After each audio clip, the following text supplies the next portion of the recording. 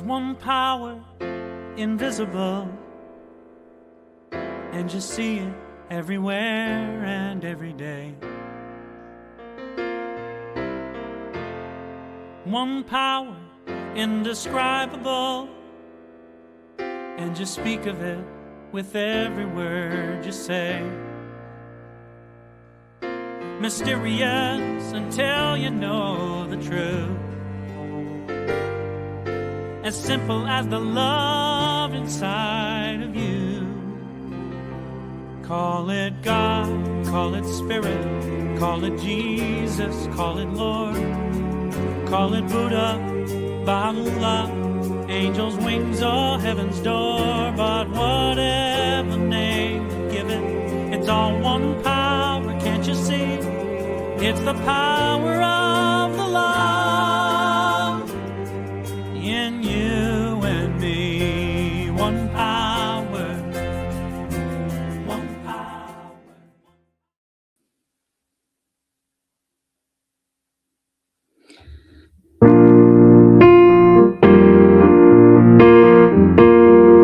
Good morning, everybody. Welcome to this loving place. There are no strangers here. Welcome to this place of open hearts. Thank you for being here. You're welcome anytime, every time. Just the way you are. Welcome to this joyful place. Let the celebration begin. Namaste, namaste, come on in. Welcome to this loving place. There are no strangers here.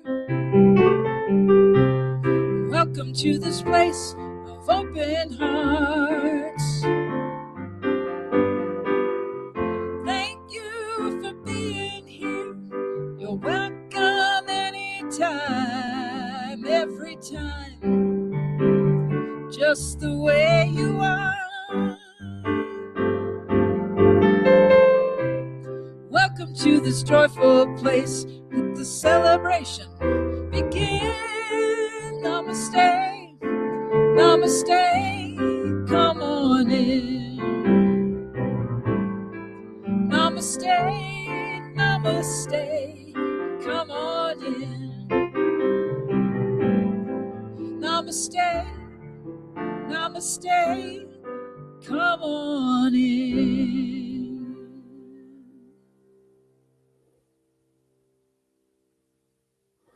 Namaste to you too, Reverend Kit Holmes. All right, good morning. Such is the nature of life that all it asks and all it wants is the opportunity to appear. You are that opportunity, and so am I, and so it is. Welcome, everybody, to CSL Midtown, coming to you this morning from Atlanta, Georgia. And of course, we have people from all over the world, really. We are so glad that you've joined us today, and we welcome all people, no matter who you are or where you are in your life. We welcome all those who are listening online, either live right now or on our recording. You know, our center is diverse, and it's such a beautiful diversity of life that we experience here. So we welcome you. Whoever you are and whatever path brought you to be here today, know that you are in the right place and this is the right time for you. We know that you are an individual expression of the divine life in which we all live. You're welcome to participate here today and to become a part of this community. And we hope that those of you who are watching our broadcast on social media will like and share this with your friends. For a better understanding of who we are and what we teach, let's listen now to our Declaration of Principles as written by our founder, Dr. Ernest Holmes. A few of the Declaration of Principles we live by. I believe in one God, one absolute power, and first cause to all things. I believe that this power is perfect love, and it creates out of a desire to express love. I believe all thought is creative, and how I choose to think creates my personal experience. I believe in the unity of all life and the immortality of the individual soul forever unfolding. I believe in the eternal goodness, the eternal loving kindness, and the eternal givingness of God to all. And so it is. So grateful.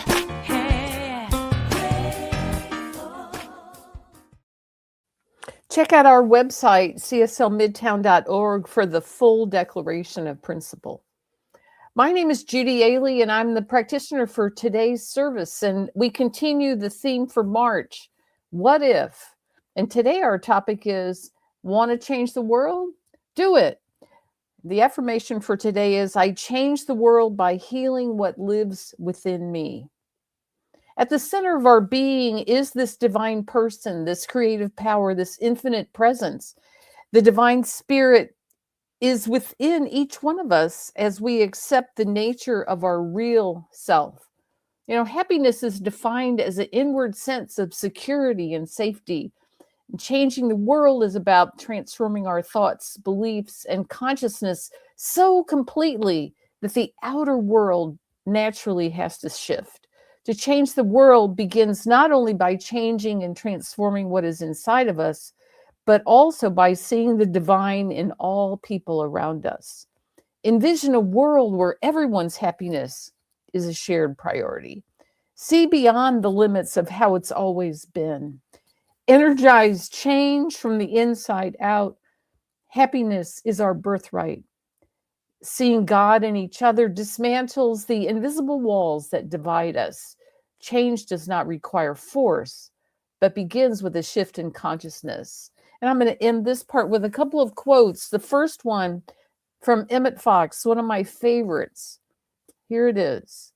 There is no difficulty that love will not conquer, no disease that enough love will not heal, no door that enough love will not open, and no gulf that enough love will not bridge, no wall that enough love will not throw down, no sin that enough love will not redeem. It makes no difference how deeply seated may be the trouble, how hopeless the outlook, how muddled the tangle, how great the mistake.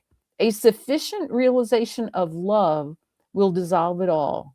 If only you could love enough, you would be the happiest and most powerful being in the world. And the last quote is from President Barack Obama. Change will not come if we wait for some other person or if we wait for some other time. We are the ones we've been waiting for. We are the change that we seek. So I am going to lead us now into a spiritual mind treatment or affirmative prayer. So I want us to just allow ourselves to really sink into the silence today.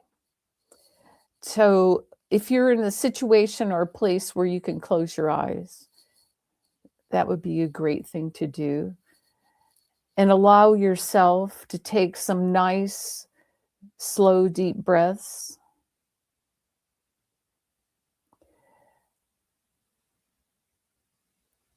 And just allow yourself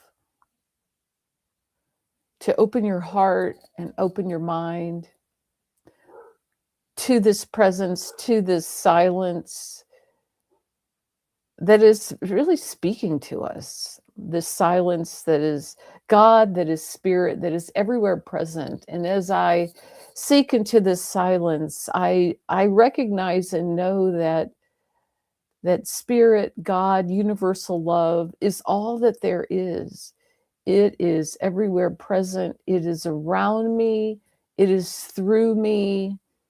It is in everything that I see, every person that I see, every situation that I experience, that this presence and power is there. And I know that that we are all part of this power, that we are all connected with it, that we allow it to flow through our lives and into our hearts and our minds and into situations that we face, that we are dealing with, and that we are never separated from this power. And this power is a power for good. It is love, it is peace, it is joy, it is prosperity, it is vibrant health, it is endless creativity and new ideas. And we know that we are connected to this one, and that there is only one, there is only oneness, that we are all part of this oneness, and that we express great individuality as individual people as a part of this oneness. So I know for myself today, and I know for each person here listening, that love and light and peace and joy and transformation are ours, and that we just open our minds, we open our hearts to accept that this power in this presence, that there is nothing that is too great for this presence and this power for good to transform, to heal, to bless, to prosper. If I am confused or worried or fearful about anything, I just simply let those things go. I let go of any thoughts of lack, limitation, worry, fear, frustration, feeling stuck. I let go of all of that. Instead, know that my divine birthright is that of peace, of love, of transformation, and of thriving in this world on the physical plane as a person of vibrant health, as a person full of loving relationships, as a person connected to people, as a person connected to endless creativity, health, wealth, love, and goodness of every kind. So I'm just grateful for this. I release this treatment now, absolutely knowing that it is so. And so it is. All right, we have some music, and I bet it's from our Reverend Kit Holmes. Thank you, Reverend. Thanks, Judy. Thank you.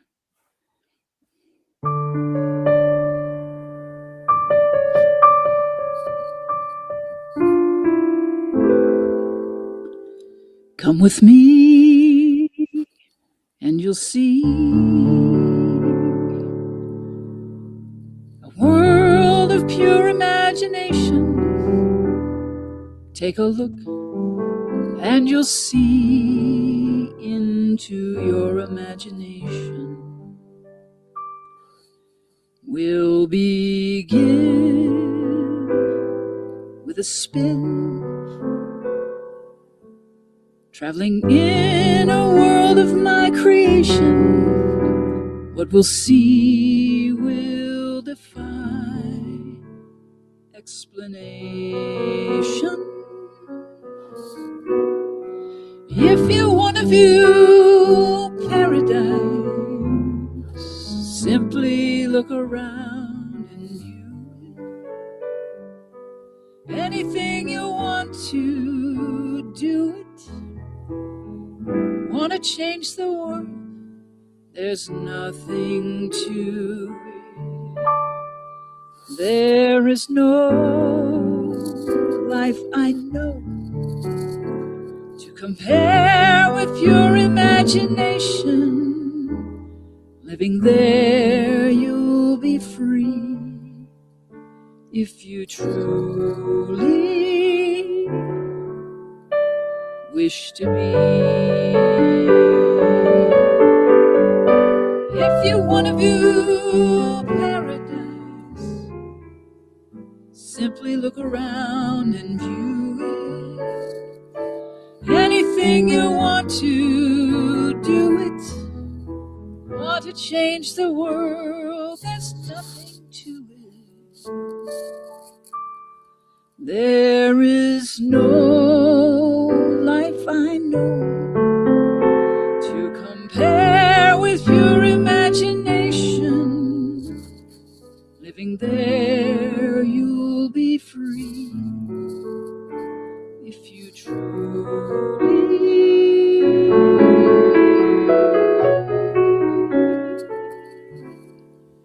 wish to be.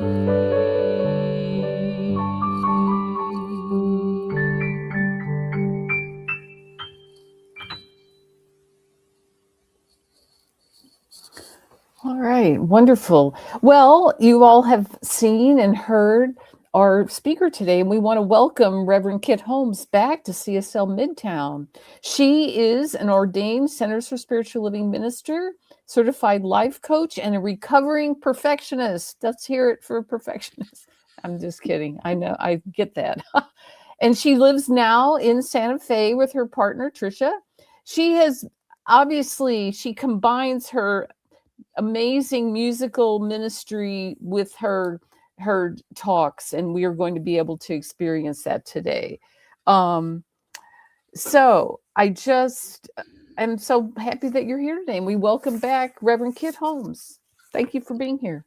Thank you so much. It's always a pleasure to come back with you. I lived in the Athens, Georgia area for 12 years, back in the 90s and the early aught.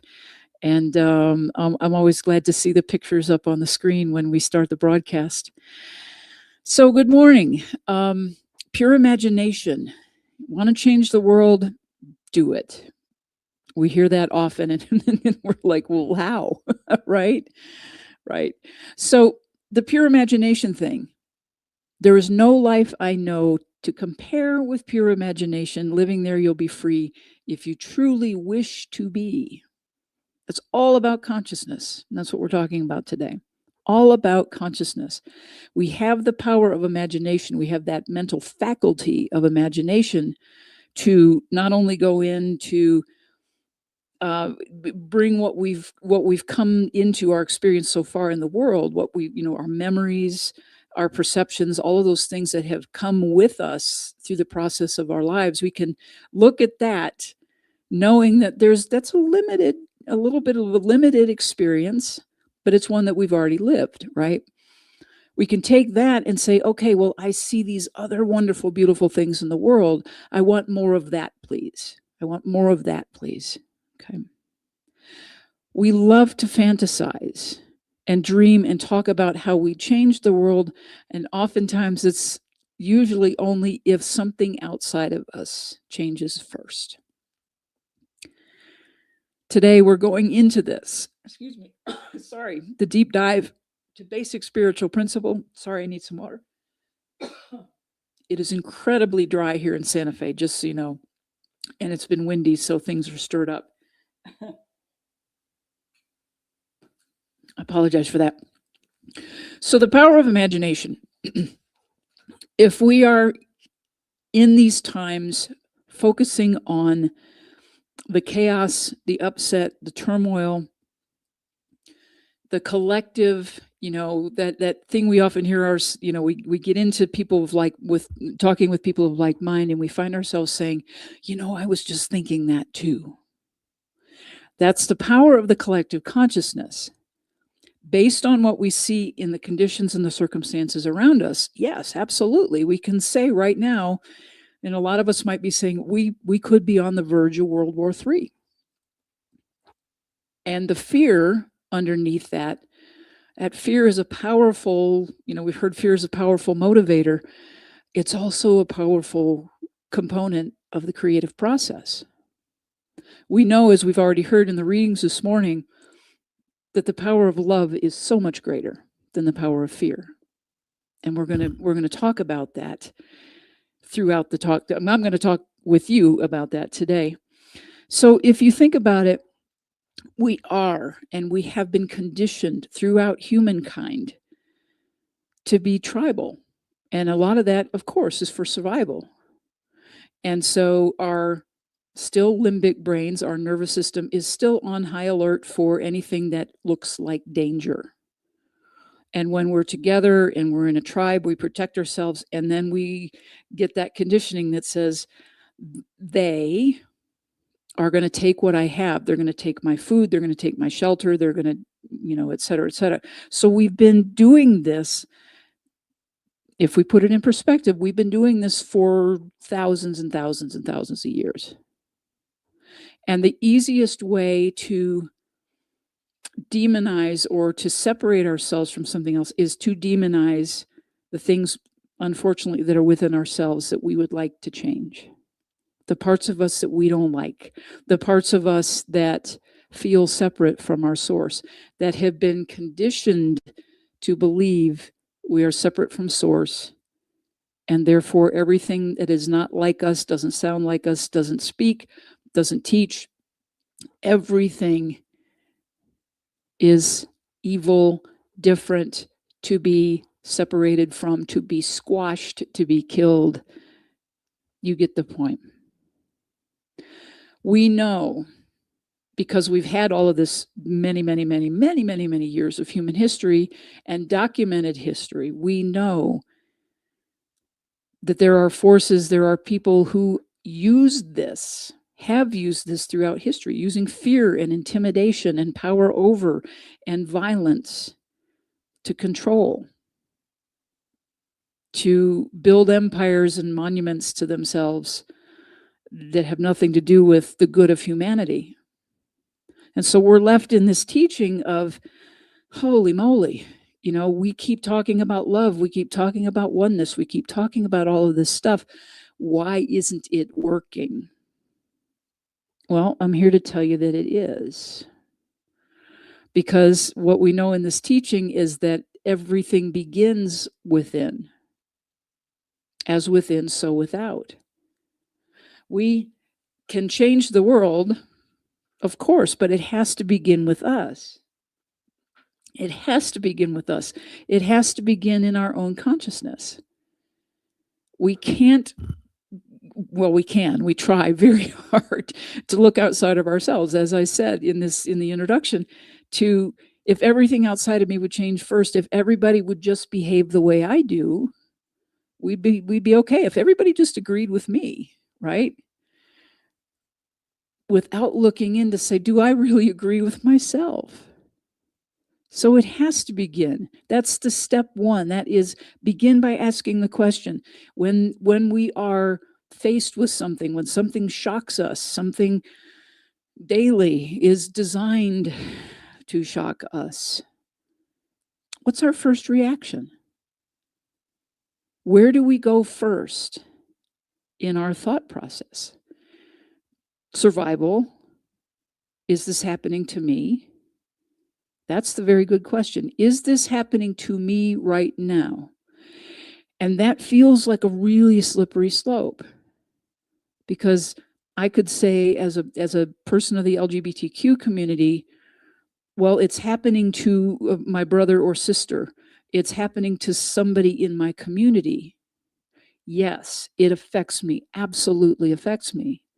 But is this happening to me right in this moment? And do I need to get my dukes up to go, meet hate with hate and violence with violence? No. This is one of the important components of this, is we are not conditioned to go to love, to unconditional love first, to go, God is in this too, to say God is in this too. We are conditioned collectively over millennia to go to fear and othering and defending, right? But inherently, we are built with the answer that says, God is in this too. Because before all of that conditioning, we come in with that connection so clear in our own being. We know our connection to source. And then we are told what source is or isn't. And that there's an opposing force of evil. And there's all these things that and in our insides, right from the get-go, pretty much are saying, I don't understand. But these people that say they love me are teaching me this is how the world is. So our practice through these times is Go to that place. Is the stuff that's happening true? Oh my God, social media, right? And any kind of media these days. Not being able to trust that anything is true. And most of that is by design. It keeps us separate. It keeps us butting heads with each other, being defensive, being untrusting of the world, being afraid of the world, being afraid of life itself. So we have to stop and ask the question, is this happening in the moment? And do I see? Am I willing to see that God is in this too? If in the what we believe, in the first step of spiritual mind treatment of affirmative prayer, if we claim all the time that God is all there is, then God is in this too. And there is a spiritual logic that follows, and that was what our founder, Ernest Holmes, was all about. Was not only the mystical, but the spiritual, intellectual logic that would follow. So if God is all there is, then God is in this too. And there is something in the infinite intelligence of that spirit, of that source of God, that I have access to. Because if God is all there is, then God is in me. Step 2, God is in me as well. I am the expression of God. I am God in expression as me. So, I mean, I'm pulling us right back to basics right now in this teaching. Of course, that's the idea. If God is all there is and God is in me, expressing as me, then God is in all of this. And there is something for me to do. And I can use the power of imagination to vision and envision a world that works. That line in the song, if you want to view paradise, simply look around and view it. See the good. Look for it. Those are two different things, I know. It's like, well, I'm trying to see it. I'm trying to see it. It requires us to really pull back and trust. And for, as in my introduction, as a recovering perfectionist, to trust that things are unfolding as they should be and perfectly, and I don't have control over them. Ooh, that's big. That's a big thing to wrap my head around. But it isn't about wrapping just my head around it. It is opening my heart to what is. And what is that unconditional love of God that is available to us all the time. Contained in that thing we call spiritual law or principle, the immutable law that everyone has access to, that we can use. That is the beginning of the Ernest Holmes when he used to do his radio show. There is a power for good in the universe greater than I, and I can use it. And it's all very dramatic, but it's so very true. So, do I spend time in practice focusing and directing my consciousness toward the good? That is a really good question to answer. Do I take a breath and step back for a moment and say, where are my thoughts going at this moment? We know that thought is creative, but we also know that it is the emotion behind the thought that gives it the momentum. So whether it's fear or whether it's love, we're going to get more of it if we are really wrapped up in it. And as I said earlier, we're conditioned to go to fear first. We are not, the choice to go to God first is conditioned out of us. So,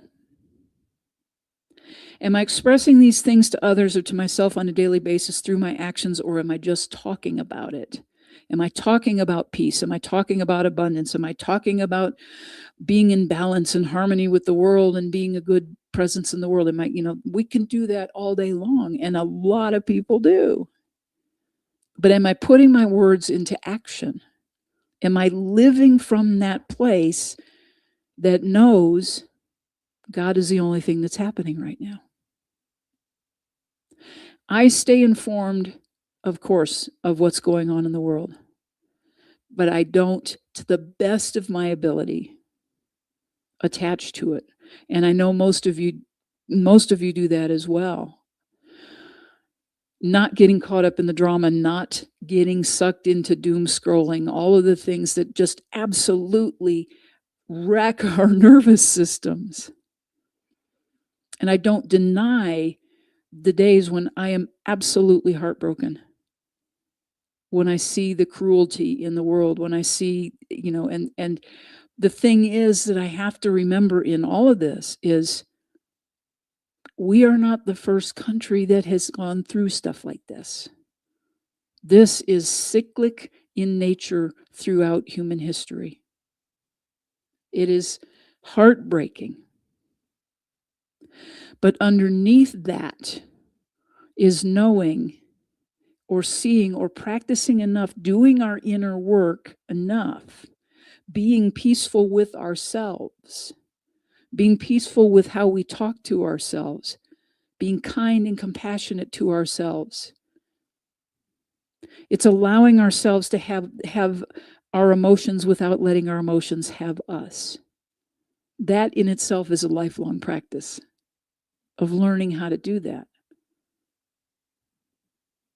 So what do we do? What do we do? It seems daunting. It seems overwhelming.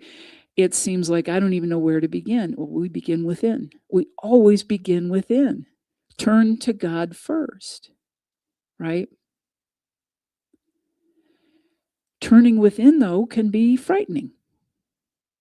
If we are living a life or we're coming into a life, especially in this teaching, and a lot of us have come to it from other faith traditions or spiritual teachings. I want to be careful how I say that. Faith traditions, formalized religion, or belief systems that say this is how God is, right? A lot of that is very damaging. A lot of that is very hurtful. Part of the bigger picture of control and using fear and intimidation. The fear of God. How many of us heard that growing up? I'll put the fear of God in you, right? I'm not afraid of God anymore. I was mad at God a lot of the times. But I'm not afraid anymore because I have moved through those places, those really uncomfortable places of doing the inner work to get to that place of understanding we do live in a very, very agreeable universe with a benevolent power that brought us here to be love, to be the expressions of it, to go into the world and do love, right? I was questioned with somebody a couple of weeks ago and asked me and was lamenting about doing inner work, and he was saying all this work that he's done, and he gets to this place with everything that's going on in the world. He's like, why? It just feels like sometimes like I'm the only one doing the work. Why do I have to do the work? Why can't other people wake up and do their work? And before I gave him an answer, immediately what went off in my head was the question, why? Why is this happening? Why do I have to do this? Why? Whine, WHINE.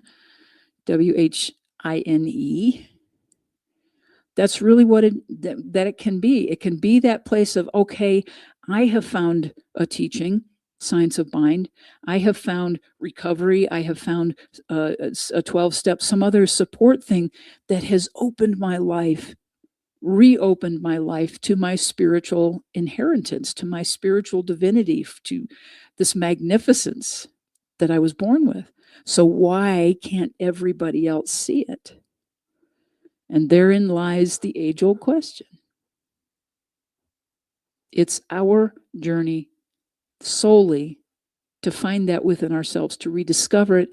And the call for us, the call on our hearts for those of us who are taking that path is we answered a call to heal things, to heal generational things, so that we could be a demonstration to others that it is possible. I think we know throughout history we've had many, many master teachers who have brought us the same message. You can do this too. When you come from a place of love, everything can be healed. When you come from a mindset of possibility, of knowing there is an infinite possibility, those two work together. So my answer to this gentleman was basically, good for you. You're doing your work. You're doing your work. And thank you for doing your work in the world. Not attaching to the drama, not attaching to anything. Why? That question, why, is the most disempowering question we can ask. As I said, it keeps us in that victim place that everything outside of us must change before I do. We are here, as we heard from that reading that from Barack Obama, that piece of the Hopi prophecy is we are the ones we've been waiting for, and it must begin within. So we do that othering even in spiritual practice. Why aren't they doing their work? Well, I can't answer that. That's my answer to most people these days. I can't answer why somebody else. I can assume, I can project, I can kind of summarize, because from my own journey is I couldn't look at a lot of things for a long time within myself. It was too freaking painful until I had to look at things within and say, oh, it's not the rest of the world that's against me, it's me against me. As within, so without, right? There are a couple of things that I want to, some nuances, and that's what the whole thing is. In this practice is nuance. It's discernment. It's baby steps. This changing the world thing, even as we're changing ourselves is not a one and done. If we are doing our work, we will have many, many, many, many spiritual awakenings at leveling up throughout our lives. Some of them are gloriously blissful. Most of them are excruciatingly painful. But we stick with it. We stay in it from the place of God is in this too. And if we need to use our minds instead of, while we're still protecting our hearts, it's God is in this too. So therefore God must be in me. And therefore there must be some good in here somewhere. That is my mantra these days. I can't change the world single-handedly. It's not my job. It's not any one of our jobs. And we know intuitively, instinctively, and certainly by experience that any one person claiming that they have the answer to world peace, we know that's not true. Or anything else. One person saying, I have all the answers to what God is. I have all the answers to what true abundance, true love, true all of those things. Even Ernest Holmes said, I'm expressing basically in this little window, this little snapshot of time in my life, this is what I believe. This is a philosophy that I'm working with. And he used that beautiful phrase, but I'm open at the top. And we must remain open to the top for new ideas, for the next leveling up of understanding. Using curiosity and intuition and a sense of wonder, approaching everything with a sense of curiosity. What is this teaching me? Where am I seeing God in this? Right. One of the things about becoming or not becoming being a recovering perfectionist is, as I said, is the first place is you got to go within. And you recognize, oh, I have to change. I have to change. one of the things that came to me just in this morning, as it does when I'm usually working on a talk, right before it, there's something will pop in. It's like, ooh, okay, I get it. And that was, let us not confuse the desire to change the world with a mistaken conditioned belief that we must change other people to do so. If you're in any kind of recovery, that is one of the serenity prayer with the things and the people. I cannot. You can't. Nobody can change somebody else. We can try to force them. We can force our projections. We can force our beliefs, our perceptions, our experience. We can try to force it on someone. But I can guarantee you that anybody in this room today, if somebody tells you what you should do, you're probably going to get a little defensive. And instead, it's living by example. Living as the example of love and peace and compassion and kindness, even when the rest of the world is literally blowing up around us.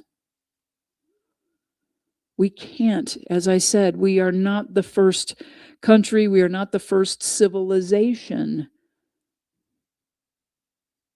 that has ever gone through this kind of stuff. It looks different because, from my experience of living in the United States, in my lifetime, this is the first time as an adult something on this scale is taking place. But here's what I believe. Because of our teaching, because the ancient wisdom, because the consciousness and the intention and people being willing to open to, there is something within me that wants to change. Something has changed within me. Things are not the same. I digress. But I think you know what I'm saying. We have that inherent, that God speaking in spirit, saying, tugging at us, saying, grow, grow, grow, grow, evolve. You can do this, and you have everything at your disposal to be able to do this. And enough of us have been doing this for a period of time that the shift is coming.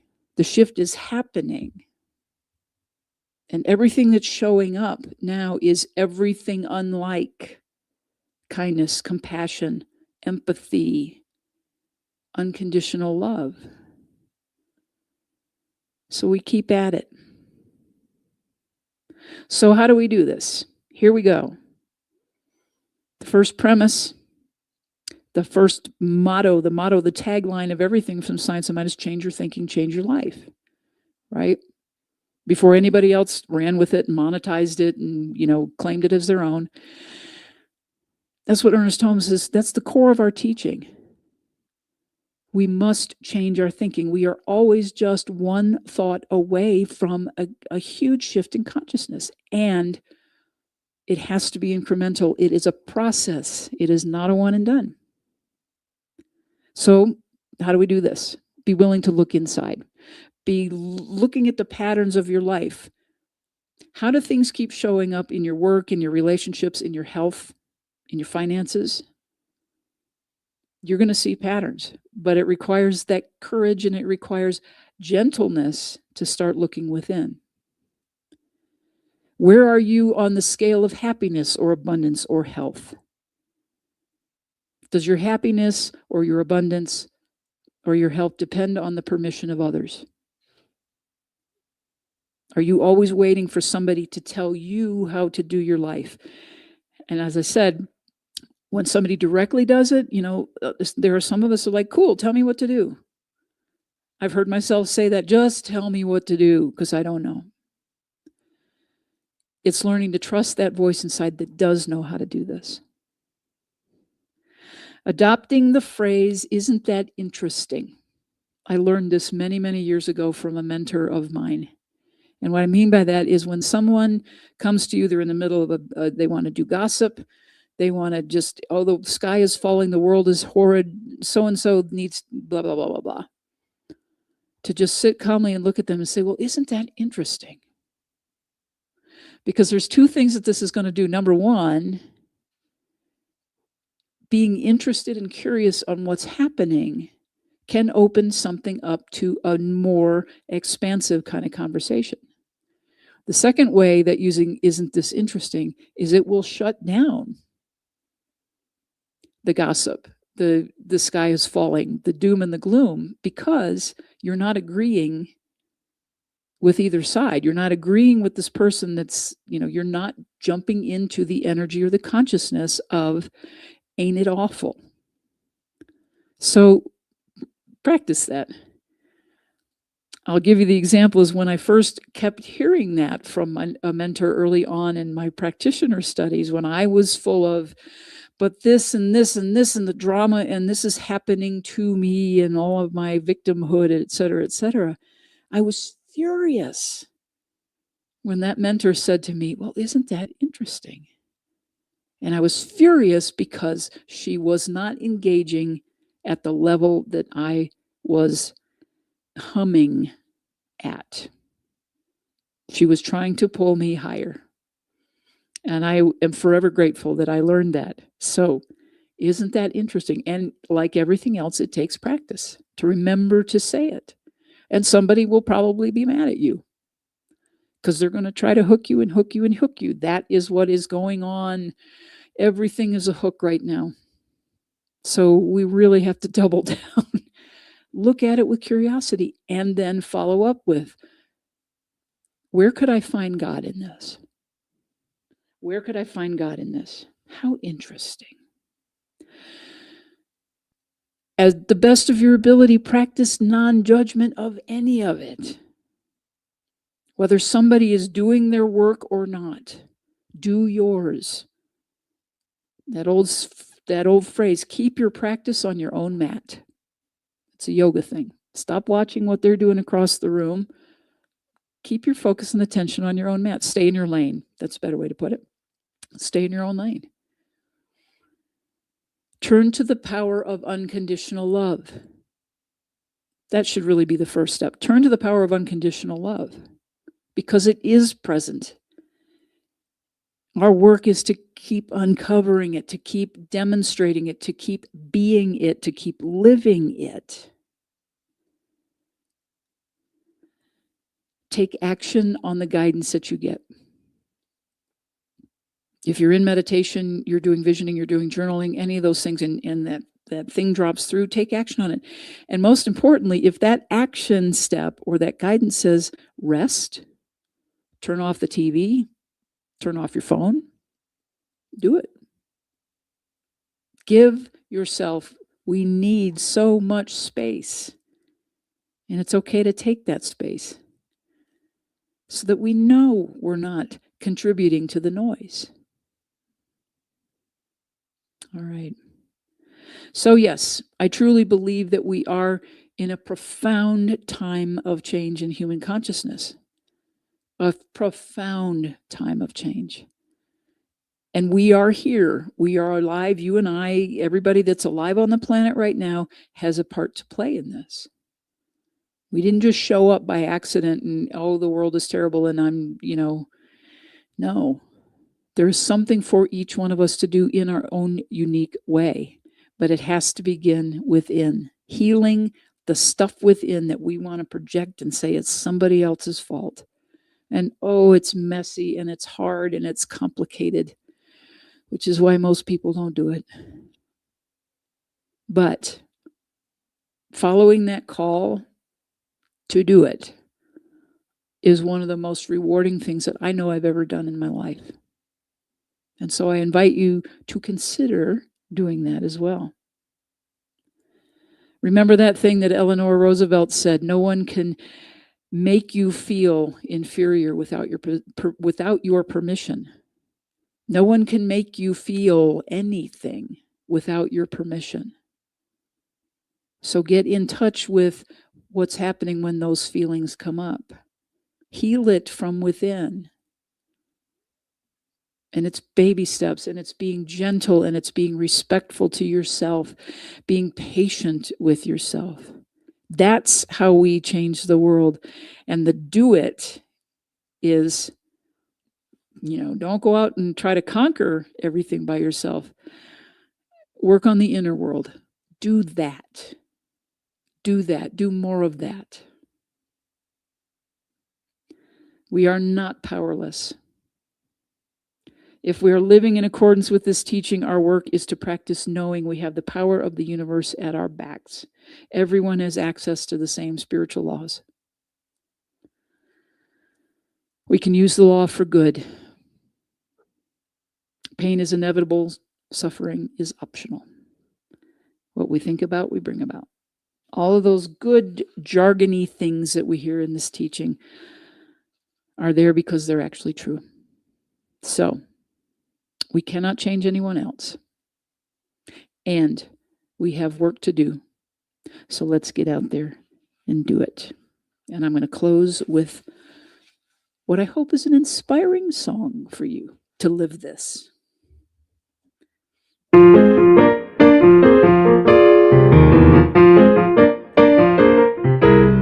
getting up early, getting down to business. I'm getting up early, getting down to business.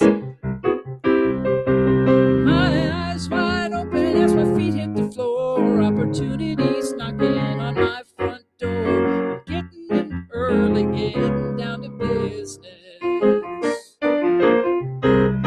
Got a lot of don'ts on my list of to-dos. Like don't hang around with folks who like bad news.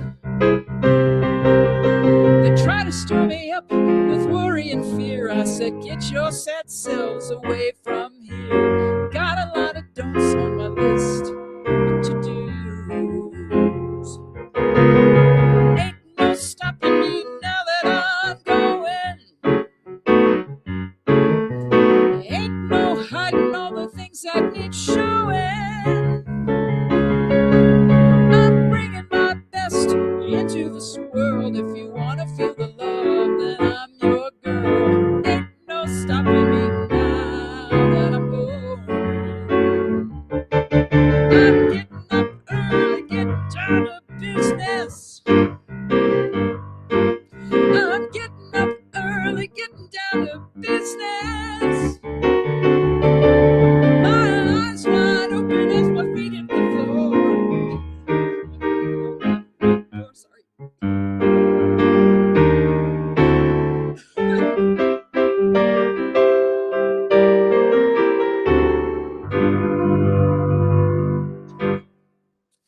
Thank you, Reverend Kit. It's all good. It's all good. We'll see you on Zoom in just a minute. It's okay. Thank you. All right.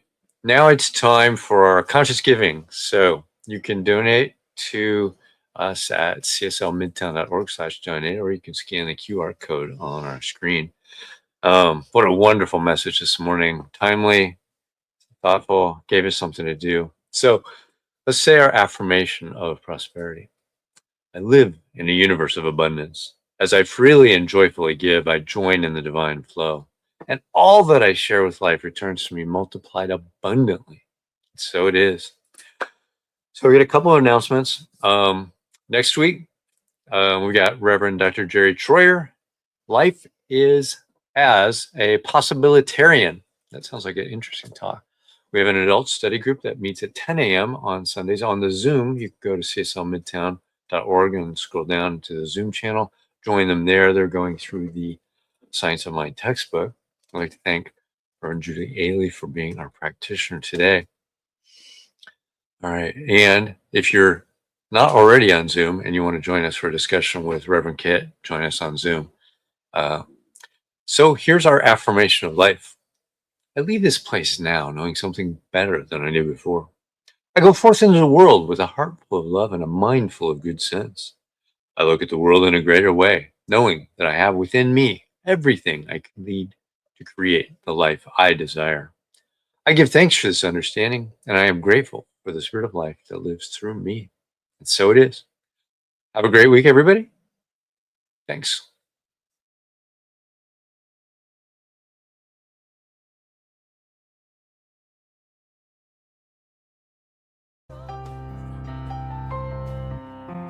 Hey, I'm so grateful.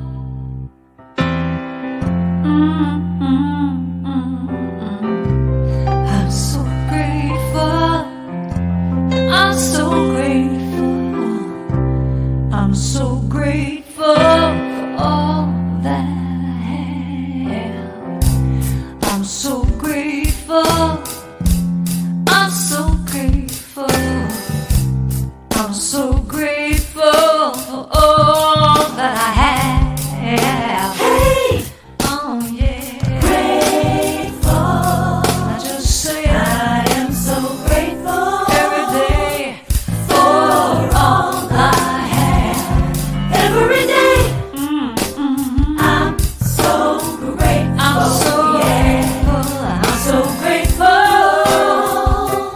for all I have. There is a power for good in the universe greater than you are, and you can use it.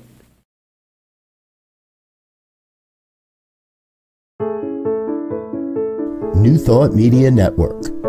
We are a global broadcast network of positive music, media, and entertainment, inspiring humanity's evolution along the journey of enlightenment and creating a world of love, peace, empowerment, and prosperity for all. New Thought Media Network. Positively inspiring.